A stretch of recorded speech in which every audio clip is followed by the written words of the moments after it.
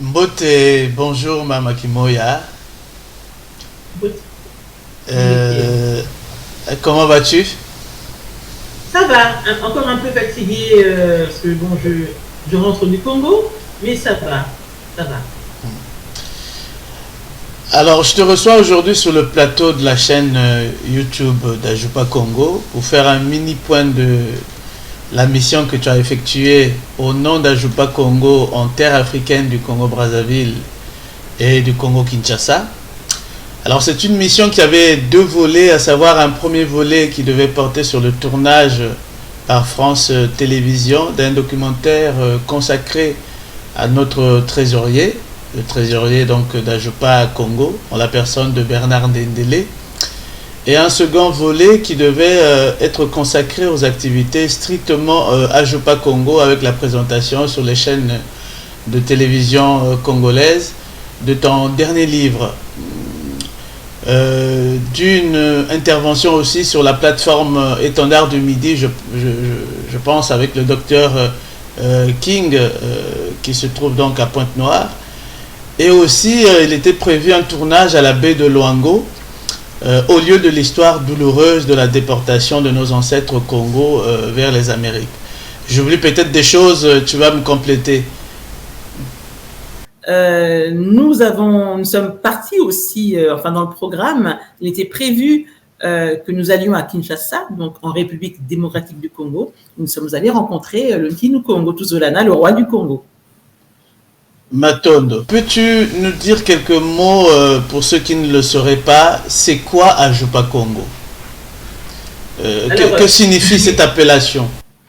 Ajupa Congo, il y a deux mots, deux termes, hein. On a Ajupa et on a Congo. Ajupa est un terme caraïbe qui signifie maison, abri. Et Congo, eh bien, c'est Congo avec tous les sens qu'on peut donner à ce terme. Congo, nom du créateur, Congo, nom du peuple, Congo, nom du pays, Congo, nom du peuple, Ngo, la force, Ngolo, etc. Enfin, il y a tellement de... Voilà, on peut décliner le terme Congo à l'infini. Alors, Ajupa Congo, c'est un petit peu une métaphore. Donc, c'est la maison Congo. Notre Facebook, d'ailleurs, on appelait notre Facebook Casse Congo. La maison Congo, c'est-à-dire la grande famille Congo, le royaume du Congo, et in fine, finalement aussi, mais ça, c'est une lecture un peu plus spirituelle, c'est le royaume de Congo, c'est-à-dire le royaume du Créateur. D'accord. Donc, comment est-elle organisée aujourd'hui Alors, Ajupa Congo a été créé en 2020 à l'initiative donc de frères et sœurs du Congo continental et des frères et sœurs Congo de la Guadeloupe. Nous avions en fait, le projet était vraiment le souci de rassembler les Congos. Nous avons été déportés lors de la traite négrière et il se trouve que le Congo est premier par vérité. Premier parce que le monde nègre a toujours été organisé autour du Congo, Congo-Katiopa, nous venons tous de là, et premier au niveau de l'histoire de la traite négrière, puisque la grande majorité des Africains donc déportés dans les Amériques étaient des Congos. Voilà, donc c'est toute cette histoire que nous voulons, cette vérité historique que nous voulons apporter, parce que beaucoup de gens l'ignorent. Beaucoup de nos frères pensent qu'ils sont originaires, je ne sais pas, du Bénin, ça revient souvent, du Bénin ou du Togo, Non, non, les plus nombreux, au moins 80%, c'était les Congos, et au cœur de ces Congos, le peuple Bakongo. Cette vérité-là, nous entendons la dire. Lorsque les Congos reviennent sur le continent, beaucoup vont au Sénégal ou au Bénin, mais leur âme, alors ils sont contents de retrouver la terre-mère, mais leur âme n'est pas à l'aise, parce qu'ils savent que ce n'est pas là, c'est là, mais en même temps c'est ailleurs. C'est le cas de notre frère et notre sœur, le couple Vaudreuil, des Martiniquais, des Congo de Martinique, qui sont rentrés sur la terre-mère, donc ils sont allés au Sénégal, ils étaient heureux, mais ils ont bien vu que ce n'était pas là. Et quand ils sont allés au Congo, la grande respiration, excuse-moi, et là ils se sont dit, non, c'est même pas qu'ils se sont dit, ils ont senti que c'était là, c'est là, voilà. Et donc c'est tout cela que nous voulons apporter à travers Ajupa Congo. Nous entendons comment je veux dire ça, transmettre, et pas seulement transmettre, revaloriser la culture et la civilisation Congo. Voilà. D'accord, je précise que tu es actuellement la présidente de l'association Ajupa Congo. C'est une association qui est enregistrée dans quelle préfecture? Alors, en France, donc nous sommes nés en France, mais nous agissons sur les 3 continents, c'est-à-dire donc l'Europe, en France, l'Amérique, les Amériques, donc Guadeloupe, Martinique, et le continent mère, donc les 2 Congos pour l'instant.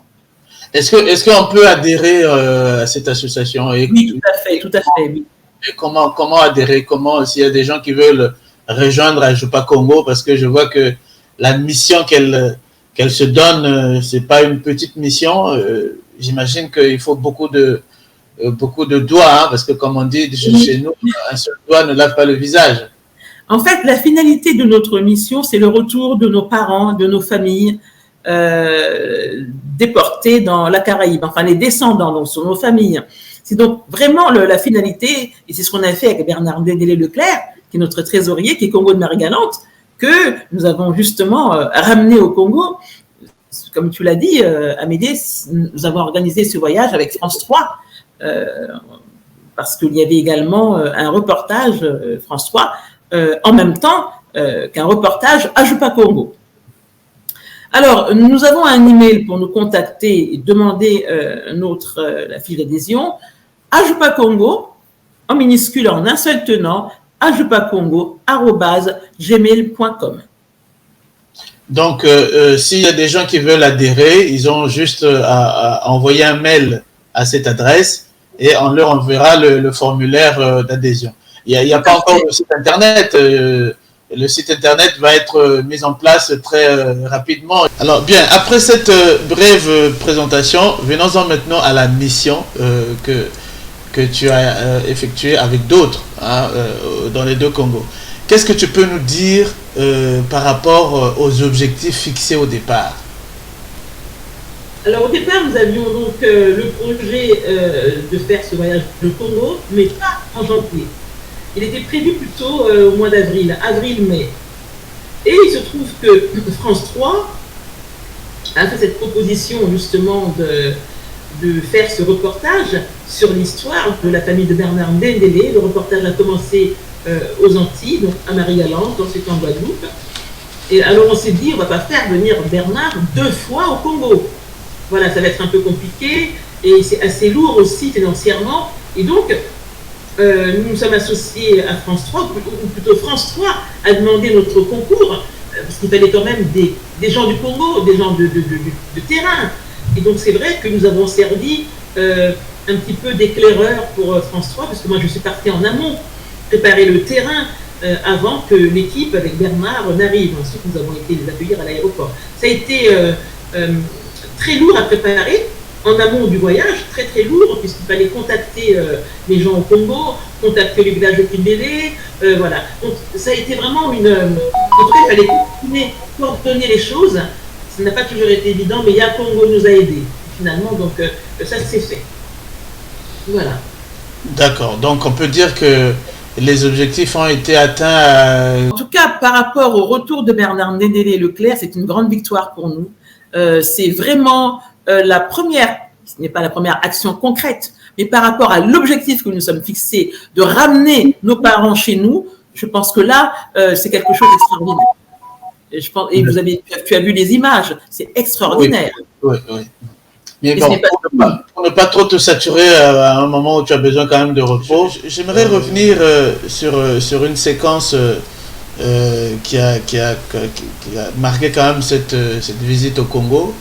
C'est la séquence émission sur le plateau de Studio 210, qui est un programme diffusé donc par la télévision nationale congolaise.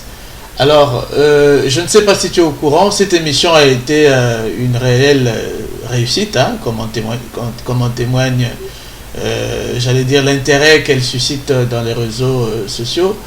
Cependant, elle fait aussi beaucoup parler d'elle, notamment dans les milieux les plus habitués, problématiques que tu évoques lors de cette émission. Nous allons regarder une séquence sur, justement tirée de cette émission. Et le Kikongo, parce que c'est la première langue de l'humanité, c'est une langue scientifique.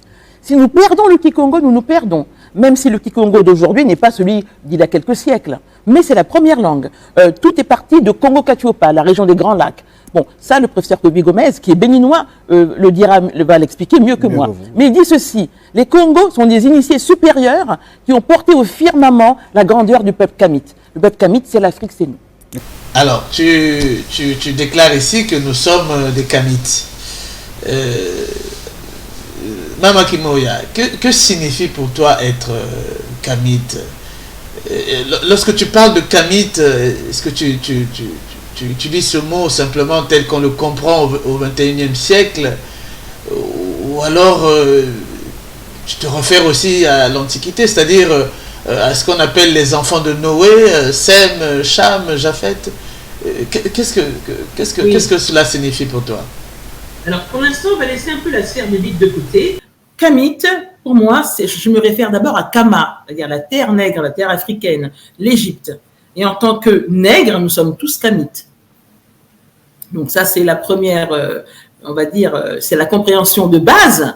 Et ensuite, si on entre, je sais qu'il y a des personnes qui sont sensibles à cette question, les enfants de Noé, hein, Sem, Cam, Cham et Japheth.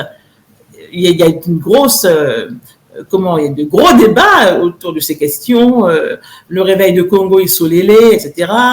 Alors, je n'entre pas trop dans ce débat, quoique le texte biblique, il faut le lire, mais avec intelligence. Il ne faut pas prendre le texte au pied de la lettre.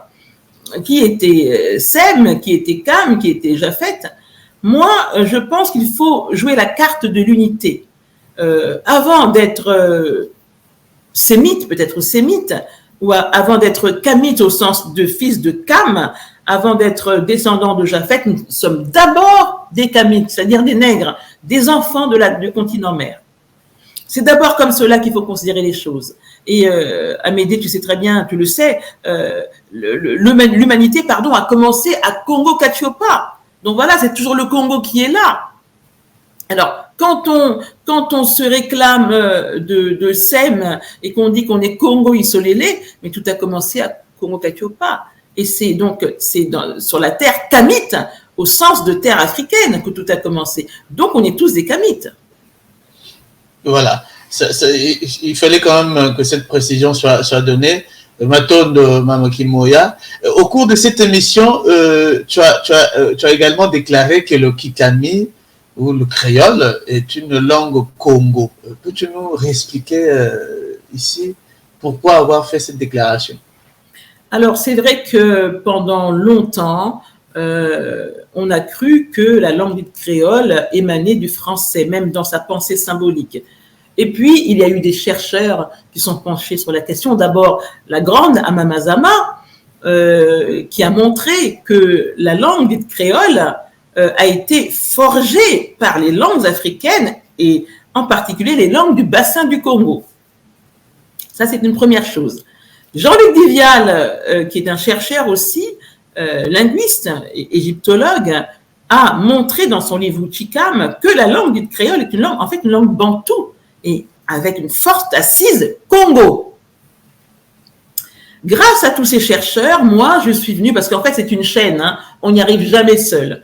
Je ne suis pas levé un beau jour pour dire, voilà, la langue dite créole, c'est du Kikongo. Non, il y a eu des personnes, et vraiment, je les salue, j'aimerais en tout cas saluer le courage qu'elles ont eu, pardon, et la persévérance qu'elles ont eue pour montrer justement que, eh bien, les Antilles, c'est bien l'Afrique qui est là, c'est bien l'Afrique, c'est le bras de l'Afrique qui a été, c'est l'Afrique, qui a étendu son bras. On l'a forcé, bien évidemment, à étendre le bras, mais c'est l'Afrique qui est là. Et donc, ce sont ces travaux-là qui m'ont permis, moi, de venir et d'apporter un petit peu, on va dire, la touche finale. D'ailleurs, Jean-Luc Divial l'a dit par rapport à mon livre, il a dit boucle à boucler, c'est-à-dire la boucle est bouclée. Donc, il a bien reconnu que c'est un travail d'équipe. La langue dite créole, elle est l'expression de la pensée symbolique Congo. dans sa grammaire, mais également dans les métaphores, dans la culture qu'elle véhicule. La grammaire de la langue des créoles du Kikami, elle est, on va dire, à 90%, sinon plus, Congo. C'est du Kikongo. Quand, par exemple, je dis Yoka fait bitin en bas feuille. Yoka fait bitin là en bas feuille. Kimaki kun chalukaya bataya sa. En bas feuille kun kia un chalu kun si alukaya. Kun si alukaya. En bas de la feuille, quoi. En bas de la feuille. Non, mais kun si alukaya. Kun si a, c'est en bas, en dessous. Et puis la feuille, vous voyez. Donc, quand on dit en bas feuille ou en bas de la feuille, en français, ça ne veut rien dire du tout. Donc, tu te rends bien compte que c'est la traduction littérale du Kikongo. Un autre exemple. Là, je ne prends simplement que les métaphores. Une autre métaphore, c'est au niveau de la transformation. Parce que tu sais que chez nous, voilà, on croit qu'on peut se transformer. Quand on dit que les sorciers veulent faire du mal, ils se transforment, je ne sais pas, en chien ou en autre chose. Mais quand on dit il tournait chien, en français, ça sera il a tourné chien. Mais ça ne veut rien dire du tout en français. Alors qu'en Kikongo, se transformer, c'est baluka. Et baluka veut dire en même temps tourner. Et donc, le verbe bois comme balukilimbois. Donc, il s'est transformé en chien. Il a littéralement en Kikongo, si on le traduit en français, littéralement, c'est il a tourné chien. Bien, il transforme en chien, il a tourné chien. Le Kikami a repris le Kikongo et en mettant des mots français, justement pour cacher la pensée symbolique et pour cacher aux Blancs qu'il continue à parler Kikongo, mais avec des mots français. Quelle intelligence! Nos parents déportés étaient des esprits supérieurs. Tu sais, Amédée, parmi eux, il y avait des scribes. Il y avait des hommes de science. Il y avait nos rois, nos reines, nos princes. Enfin, c'était la crème du Congo qui a été déportée. Et ils ont continué à parler le Kikongo au nez et à la barbe du blanc. Il fallait le faire. Exactement. Alors, dans ces conditions, étant donné que tu as également affirmé que le Kikongo, finalement, c'est de l'hébreu, est-ce que peut-on dire par extension que le Kikami aussi, c'est de l'hébreu ou c'est plus mitigé que ça? Mais évidemment, c'est la même pensée symbolique. Alors, il y a ce qu'on appelle la parenté génétique. Pardon, la parenté génétique et la parenté typologique. Voilà. La parenté génétique, on va établir les mêmes schémas. Et ça va se répéter. Alors que dans la parenté typologique, on aura les mêmes mots, les mêmes catégories. Il y a entre la langue dite créole et le français une parenté typologique, parce qu'il y a un certain nombre de mots que la langue dite créole partage avec le français. C'est normal, puisque le français était la langue qui a dominé. D'accord? On appelle ça en linguistique le superstrat. Voilà. Et en même temps, nous-mêmes qui sommes restés sur le continent, quand nous parlons Kikongo ou Lingala, nous avons quelques mots en commun avec le français, puisque la France est venue nous coloniser, pardon. Donc, nous avons aussi, il y a une parenté, quelque part, typologique qui est là. D'accord? Mais il n'y a pas de parenté génétique, c'est-à-dire que ce n'est pas la même famille de langues. Quand on dit parenté génétique, c'est par analogie avec, justement, la biologie. Hein? Quand on a les mêmes gènes, entre toi, Amédée, et ta maman que j'ai rencontrée, que j'ai eu le grand honneur de rencontrer à David, à toi, il y a parenté génétique, c'est ta mère. Vous avez les mêmes gènes. Oui, exactement. Le Kikami et le Kikongo ont les mêmes gènes. Le Kikongo est la langue mère, donc c'est la maman et sa fille. De même avec l'hébreu, dont le Kikongo est également la langue mère, mais ça c'est vraiment le Kikongo d'il y a plusieurs siècles, hein, eh bien, puisque c'est une chaîne, si le Kikongo est la langue mère de l'hébreu, ça veut dire que l'hébreu, et le Kikongo est également la langue mère du Kikami, évidemment que le Kikami et l'hébreu ont des liens, évidemment, on va retrouver les mêmes gènes. C'est une seule et même famille.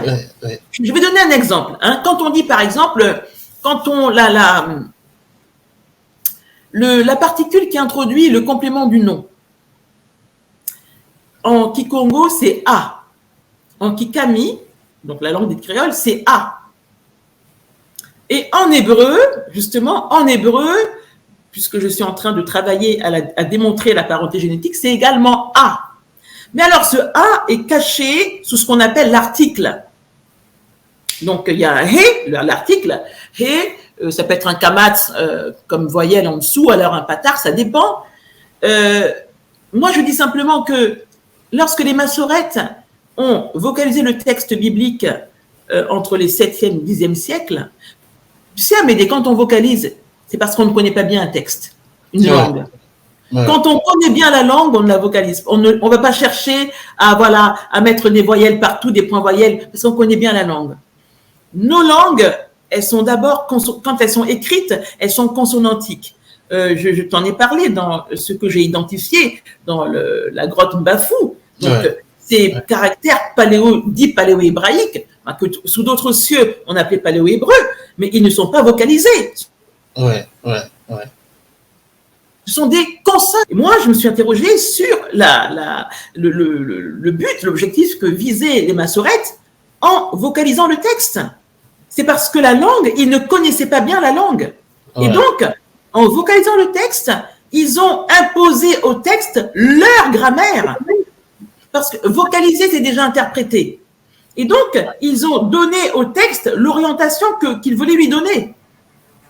Par exemple, donc, et quand on voit, par exemple, le he devant un mot, eh bien, on va dire que c'est un article, mais pas forcément.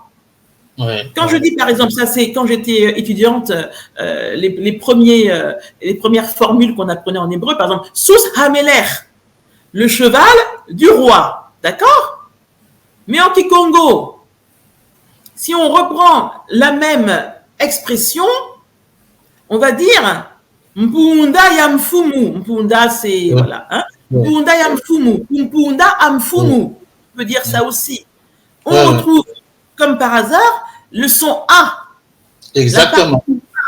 Parce qu'une langue, pardon, excuse-moi, avant d'être écrite, elle est parlée.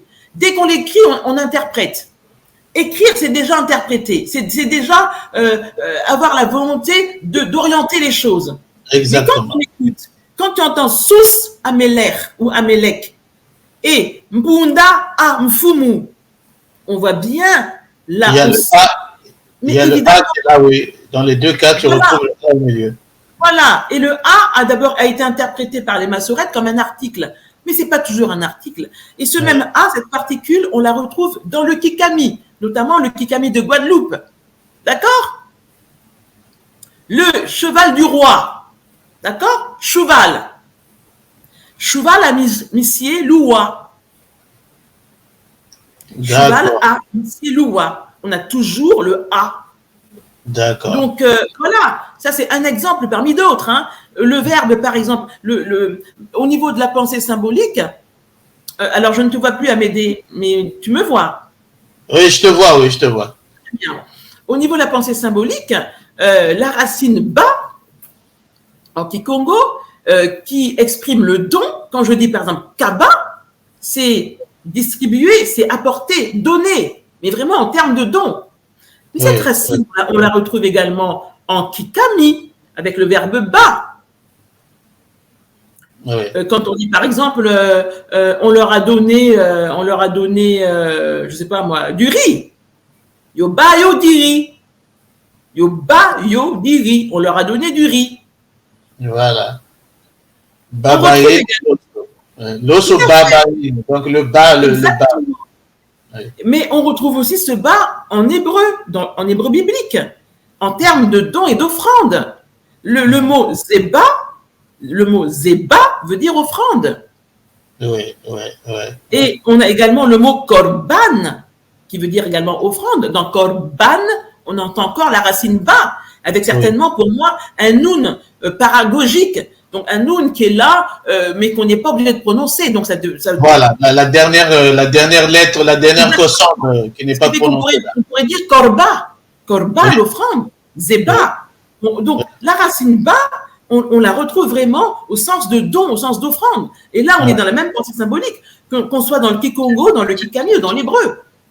Ça me fait penser à la métathèse, comment, Baka, hein? Mais Baka, oui, tout à fait.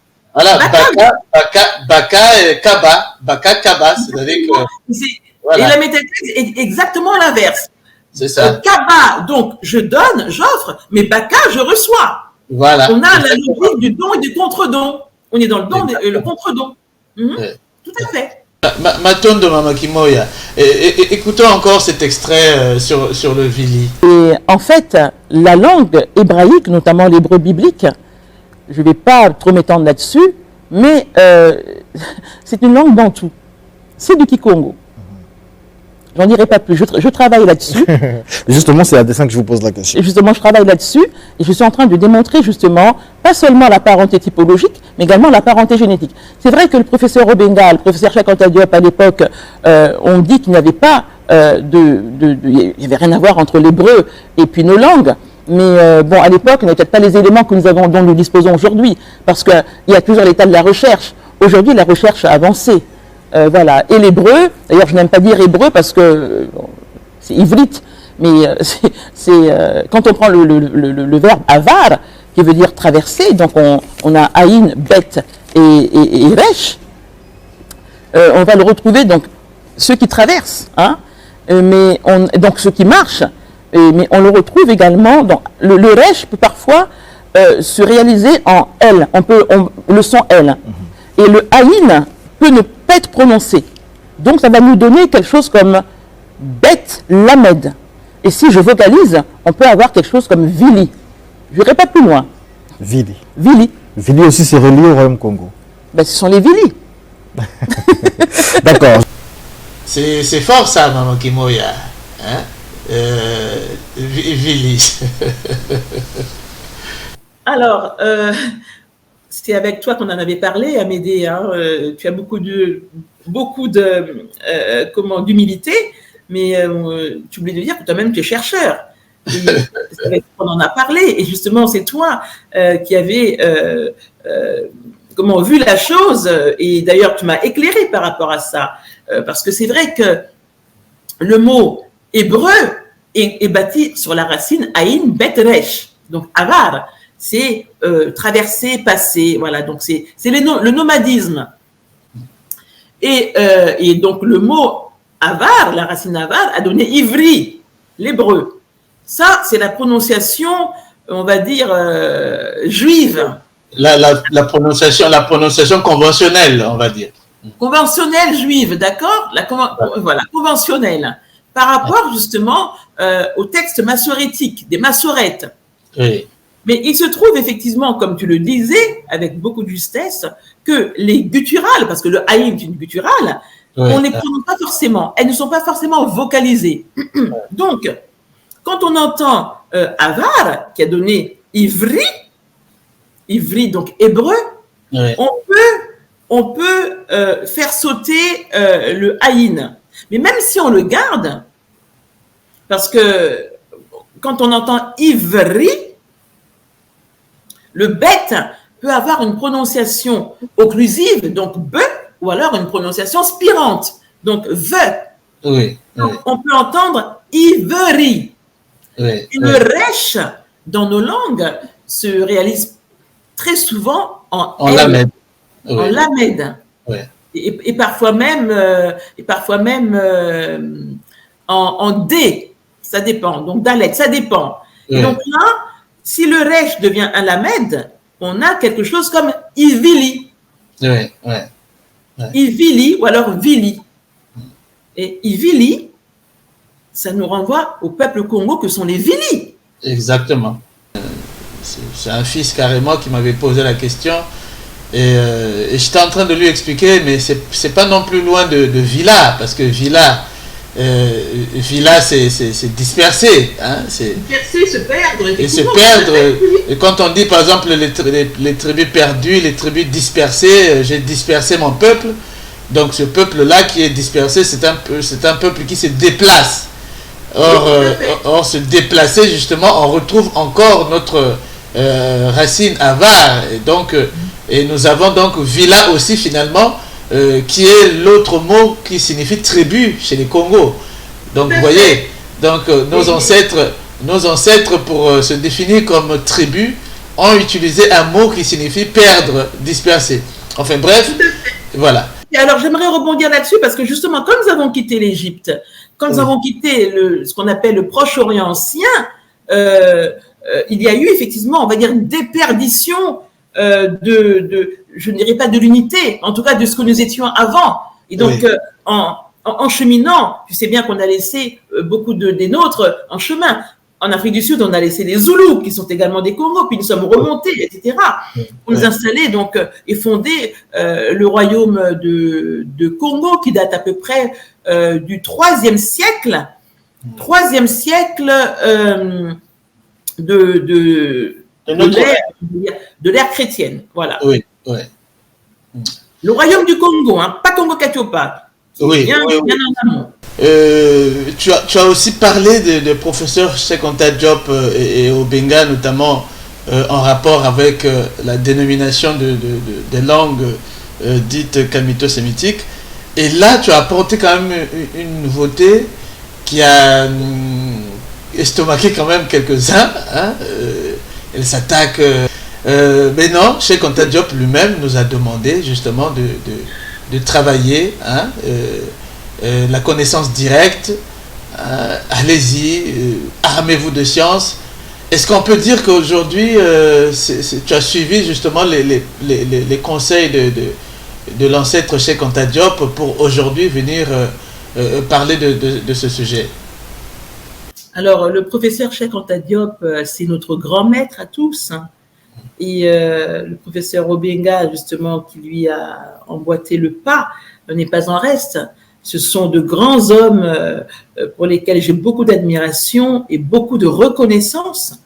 Et quand je les ai cités justement à la télévision, c'est avec beaucoup de fierté.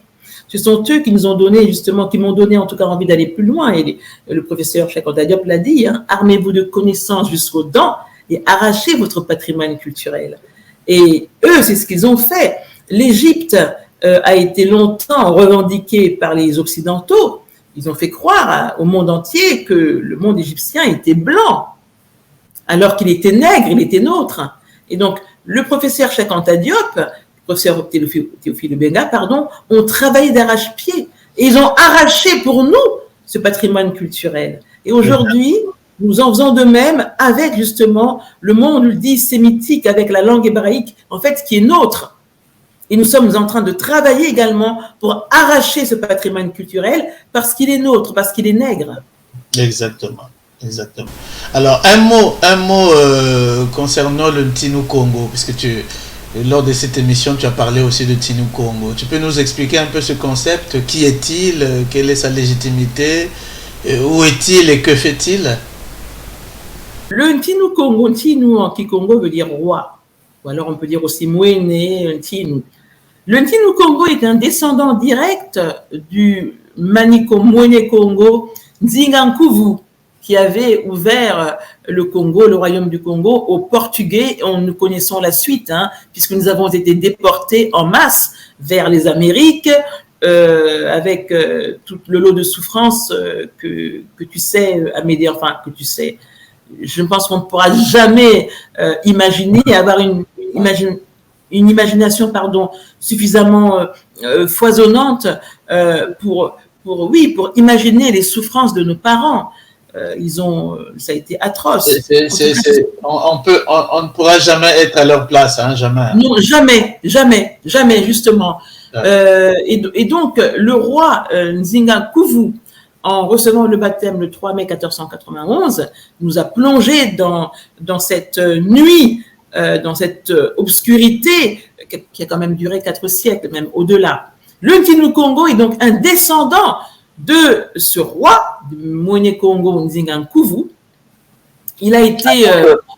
Donc, ça veut dire qu'il est de la lignée de ce roi-là, c'est ça? Oui, tout à fait, il est du clan des Nzinga, tout à fait, oui. C'est un des descendants. Les chefs et rois, enfin les chefs traditionnels et rois, donc en Afrique, c'est l'union des chefs traditionnels africains, voilà, je vais y arriver, c'est l'UCTA, se sont regroupés, ils se sont dit, on va faire quelque chose, il faut réagir parce que le Congo est en train de sombrer, le grand Congo avec un K. Il faut revenir à ce que nous étions avant, au royaume, à cette organisation ancestrale qui visait donc à l'unité, et c'est notre unité qui fera notre force, et c'est seulement unis que nous pourrons nous en sortir, nous développer. Et donc, ils sont réunis donc en 2019 pour donc désigner Ntinu Congo Tuzolana, de son nom de naissance Albert Tuzolana. Aujourd'hui, il est Ntinu Congo Tuzolana Sakibanza Ngiangalele. Et il est tout à fait légitime. Et donc, c'est au fur et à mesure que les peuples du Congo apprennent qu'ils ont aujourd'hui un roi. C'est vrai qu'on a des républiques, on a voilà, l'Angola, la RDK, le Congo Diamfou, Adi-Braza, mais ce sont tous ces chefs traditionnels et rois de ces différents pays qui se sont rassemblés pour désigner le Ntinu Congo. Et en fait, l'autorité du Ntinu Congo transcende les entités étatiques. Voilà, c'est autre chose parce que c'est une autorité traditionnelle, ancestrale également, mais en même temps, il est établi là par un pouvoir spirituel. Voilà. Nous, on était avec lui tout dernièrement à Kinshasa, donc au Palais Royal. D'abord, sa mission première est de rassembler le peuple Congo avec un K, c'est-à-dire de l'océan, parce que l'empire du Congo allait d'un océan à l'autre, donc de l'océan Atlantique à l'océan Indien, du Tchad au Zimbabwe, c'est un petit peu ça sa mission. Donc petit à petit, il rassemble, puisqu'il y a on l'invite un peu partout dans le pays, et nous, à Ajupa Congo, nous l'avons invité en Guadeloupe en 2020, puisque tu le sais, Amédée, nombre de Guadeloupéens, la grande majorité, sont des Congos. Donc, il a été visiter son peuple en Guadeloupe, où il va revenir dans quelques temps, parce qu'il a promis de revenir. Et actuellement, au Congo, il travaille avec d'autres à préparer le retour, justement, de nos parents dans la Caraïbe. Il y a des maisons qui sont en train d'être construites. Je vais y arriver, je suis encore un peu fatiguée. Oh oui, ça se voit, oui. Ça se voit. On construit des maisons, on construit également, donc ils ont pensé, donc le Ntinu Congo et son staff ont pensé également développer, en tout cas, des activités agricoles pour justement préparer le retour de nos parents, pour qu'ils ne manquent de rien. En tout cas, moi, j'ai vu ne serait-ce qu'au niveau du Palais Royal, un certain nombre de structures qui sont en train d'être mises en place, vraiment. Alors, Matondo Mamakimoya, nous sommes pratiquement à la fin de notre entretien. Ça se sent que tu es encore fatigué. Oui. Mais j'aimerais avant tout que tu nous parles un tout petit peu des projets à court terme d'Ajupa Congo et peut-être même ton prochain livre, ça sera pour quand? Bon, le prochain livre, tu sais, on dit qu'il ne faut pas, quand un projet n'est pas encore réalisé, on n'en parle pas. C'est comme si on jetait de l'énergie, voilà. Non. Donc, mon prochain livre, quand il sera prêt, voilà, je ferai l'annonce. En tout cas, c'est Ajupa Congo qui en sera l'éditeur, voilà. Et pour nos projets, nous gardons en tout cas la ligne que nous avons toujours suivie, c'est-à-dire le retour de nos parents. Donc, Bernard Ndélé-Leclerc a fait le retour au Congo, mais ce n'est qu'un début. C'est vraiment ensuite, nous entendons poursuivre, c'est bien lancé, donc on ne va pas s'arrêter en si bon chemin. Donc, c'est ce projet que nous allons poursuivre puisque d'autres frères de Guadeloupe-Martinique vont nous rejoindre et faire le voyage du retour en terre ancestrale. D'accord. Alors, il y a le livre dont tu as parlé lors de cette émission Studio 210. Ce livre-là, on peut l'obtenir. Le titre de livre, c'est Apprendre le Kikongo, langue mère à partir d'une autre langue, Congo, le Kikami, de Guadeloupe. C'est ça, non? C'est ça. Alors, effectivement... Est-ce qu'on peut l'obtenir, ce livre-là? Est-ce qu'on peut l'obtenir? Oui, alors on peut l'obtenir toujours en écrivant à Ajupa Congo, donc l'email que j'ai tout à l'heure communiqué, et nous allons envoyer le lien PayPal pour commander le livre. D'accord, ok. Donc, voilà. Alors, il faut faire vite parce que le stock est en train de s'épuiser. Oui. Voilà, oui. Le stock est en train de s'épuiser. Mais pour ceux qui sont au Congo, qui veulent obtenir ce livre, comment doivent-ils procéder? Alors, c'est toujours par PayPal, mais pour le Congo, nous, on veut vraiment s'assurer que les livres, les ouvrages arriveront à bon port. Mais c'est par PayPal. Ensuite, il y a des services qui ont été mis en place pour l'expédition des exemplaires. Ouais. Je rappelle aussi que pour ceux qui sont à Pointe-Noire, ils peuvent contacter directement le docteur King.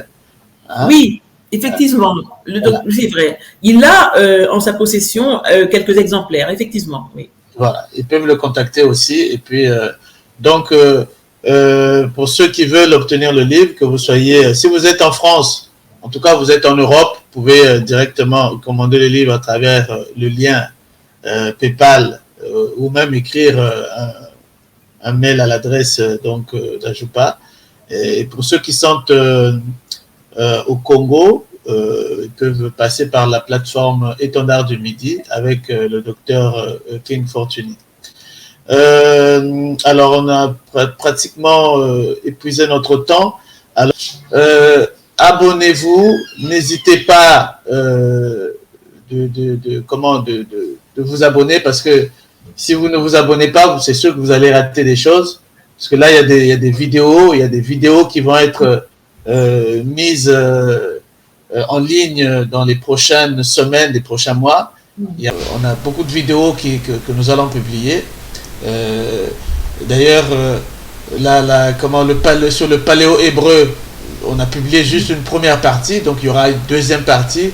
Et donc, abonnez-vous, cliquez aussi sur la cloche de notification, comme ça, vous serez informé dès qu'il y a une vidéo qui est mise sur notre chaîne, en tout cas sur tous nos espaces de communication.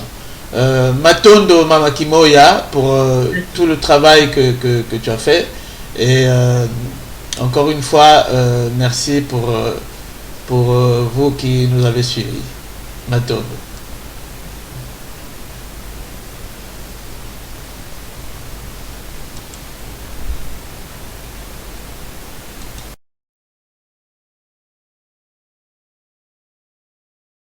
Alors d'abord, Congo, c'est plus qu'un peuple, c'est un projet de société.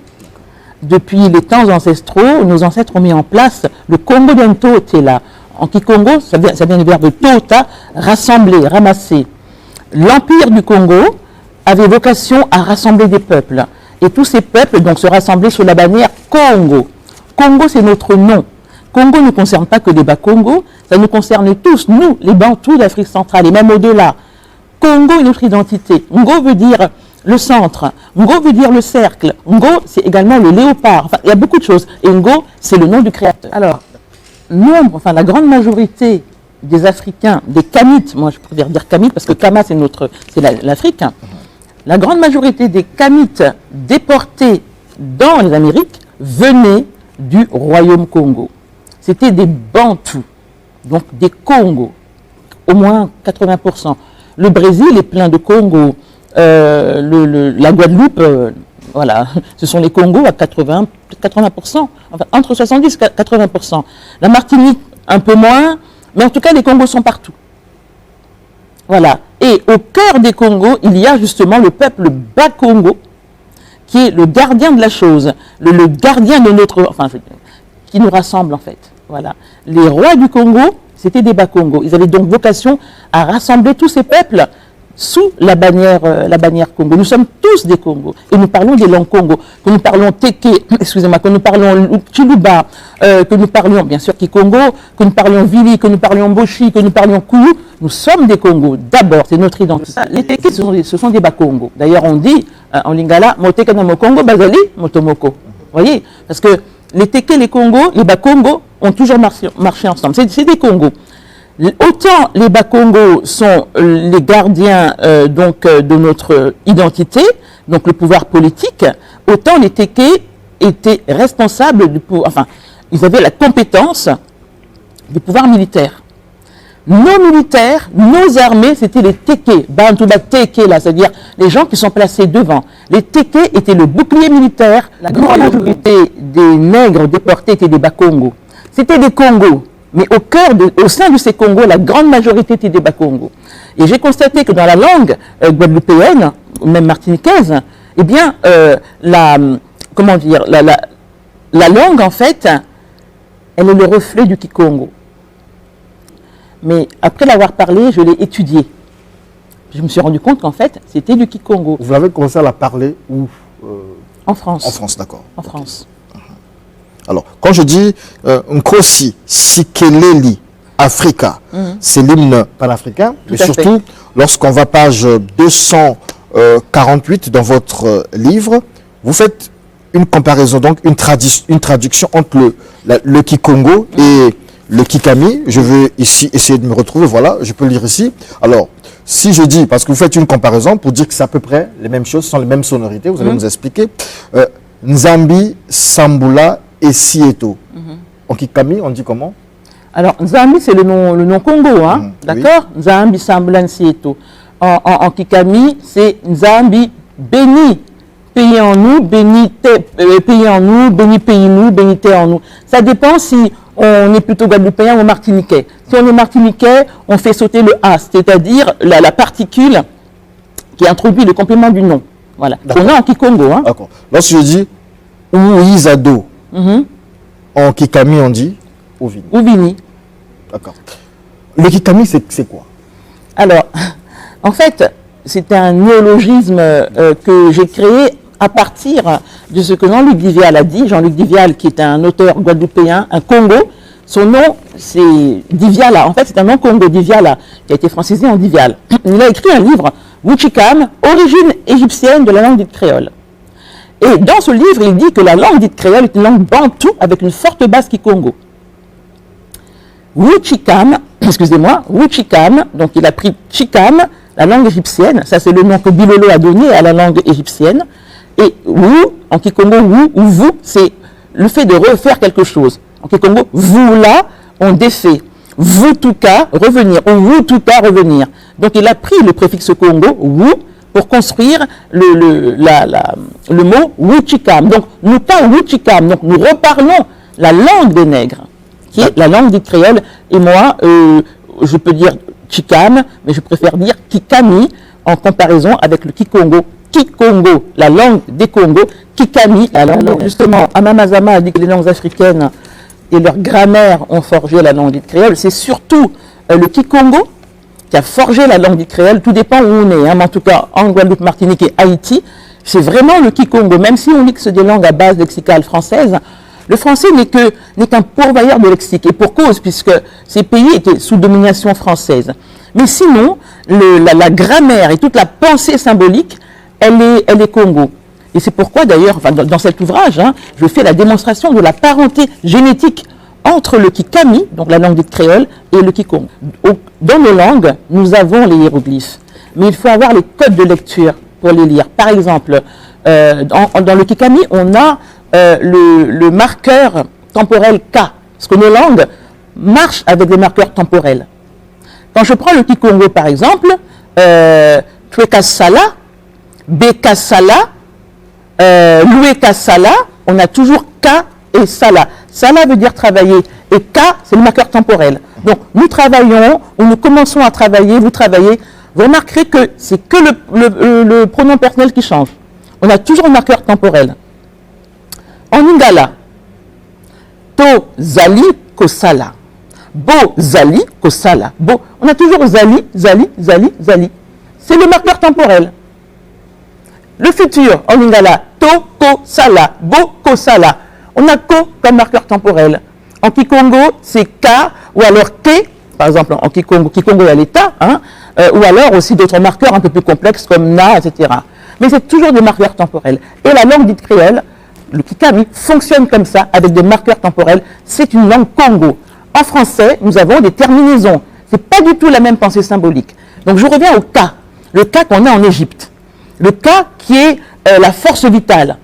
et que nous avons gardé en Kikongo et dans la langue du créole. En qu'à manger, nous mangeons. Ça, Jean-Luc Vivial l'a montré, ça vient d'Égypte.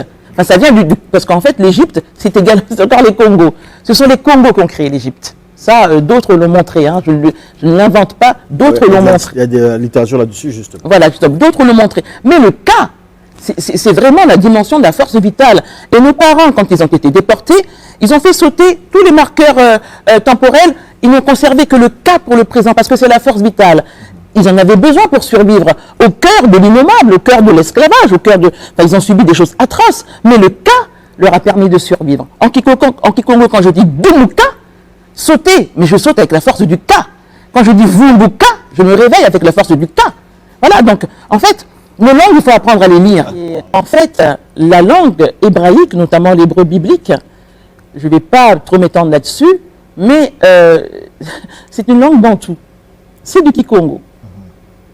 J'en dirai pas plus. Je travaille là-dessus. Justement, c'est à dessein que je vous pose la question. Et justement, je travaille là-dessus et je suis en train de démontrer justement, pas seulement la parenté typologique, mais également la parenté génétique. C'est vrai que le professeur Obenga, le professeur Chakanta Diop à l'époque, on dit qu'il n'y avait pas il n'y avait rien à voir entre l'hébreu et puis nos langues. Mais bon, à l'époque, il n'y avait peut-être pas les éléments que nous avons, dont nous disposons aujourd'hui, parce qu'il y a toujours l'état de la recherche. Aujourd'hui, la recherche a avancé.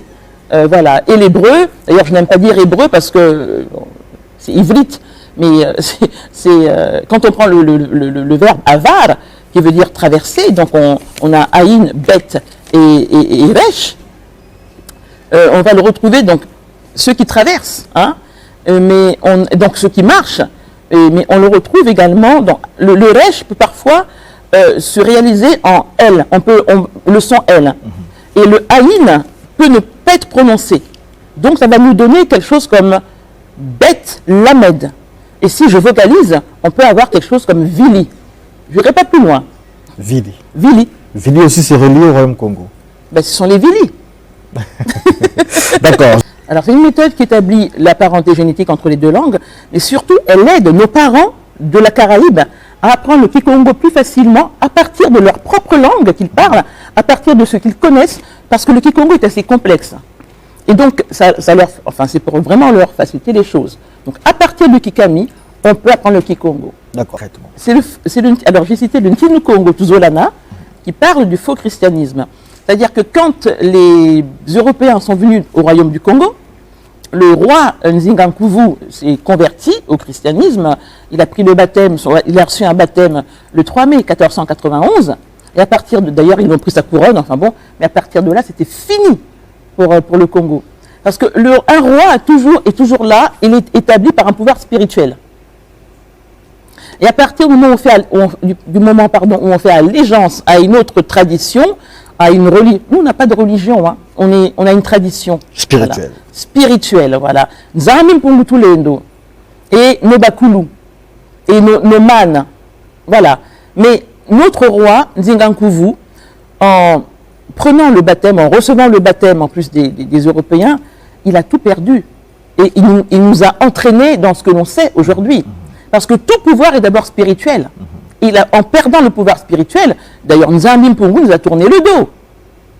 Il y a eu quand même 4 siècles d'esclavage. Et aujourd'hui, on souffre encore. Vous voyez ? On souffre encore ? Mais c'est pas fini. Les prophéties de Simon Kimbangu aussi. Elles sont en marche, mais on est quand même encore un peu dans... C'est vrai qu'on commence à voir un petit peu le bout du tunnel, mais il y a quand même encore un peu de souffrance dont il faut se débarrasser. Mais on est quand même dans un processus où on souffre encore un petit peu. Madame... Moi, je suis dans la tradition Congo, donc je suis dans le Kinkulu, hein, dans notre tradition ancestrale, qui reconnaît d'abord Nzambi Mpungutulendo. On l'appelle Kalunga Nzambi Mpungutulendo Ya Congo. Le christianisme a été donc reçu par un certain nombre de peuples et il a été tellement retravaillé, européanisé. Hein. Donc, quand les Portugais sont venus, ils sont arrivés avec... D'ailleurs, même quand on dit christianisme, ça ne va pas. Vous comprenez ? On est déjà dans une idéologie. On peut arriver avec la foi chrétienne. Mais le christianisme, on est déjà dans une idéologie, dans une construction. Et eux sont arrivés justement avec cette idéologie occidentale. En fait, pour nous coloniser, pour nous dominer. Mais par le truchement du christianisme. Et ça ne va pas. L'un des premiers bateaux négriers enfin, dans lesquels nos parents ont été déportés s'appelait le Jésus. Ça ne va pas. Alors, il y a un adage qui dit que la langue d'un peuple, c'est son âme. Vous voyez, vous et moi, nous parlons français au Congo. Mais c'est pas normal. Vous voyez, donc ça veut dire que c'est pas normal que nous parlions français, vous et moi. Normalement, ce serait une de nos langues. Lingala, Kikongo, Teke, enfin bon, bref. Ou alors, si vous ne parlez pas ma langue maternelle, on a un interprète, vous voyez, mais dans nos langues. C'est pas normal que nous parlions français, et vous et moi. Rien que ça devrait déjà nous... À partir du moment où, dans notre pays, nous parlons une langue qui n'est pas la nôtre, nous sommes encore colonisés. Et on ne peut pas vraiment imaginer un développement comme ça. Nos langues vont nous permettre de nous retrouver nous-mêmes, de penser le monde à partir de nos propres langues, de notre réalité, de notre pensée symbolique, et de nous développer. On ne peut pas appréhender le développement avec une langue étrangère, avec une langue issue de la colonisation. C'est pas possible. Moi, j'aime le français, c'est une belle langue. Mais je préfère, quand je suis au Congo, parler nos langues. J'aurais aimé que vous et moi, nous parlions soit en lingala ou en kikongo, vous voyez, qu'on échange. C'est tellement important d'affirmer notre identité. Et c'est comme ça qu'on va grandir, surtout pour nos enfants. En tout cas, il faudrait privilégier un enseignement de langue. Le lingala, parce que c'est une langue que tout le monde parle, donc ça nous unit, et le kikongo, parce que c'est la première langue de l'humanité, c'est une langue scientifique. Si nous perdons le kikongo, nous nous perdons. Même si le kikongo d'aujourd'hui n'est pas celui d'il y a quelques siècles. Mais c'est la première langue.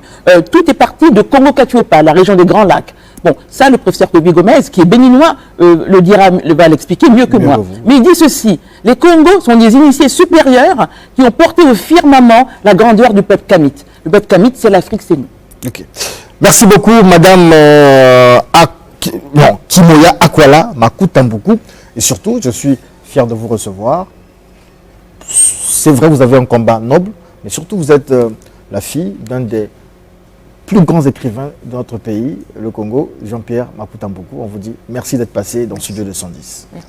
Merci. C'était Piqûre d'Histoire. Studio 210 continue.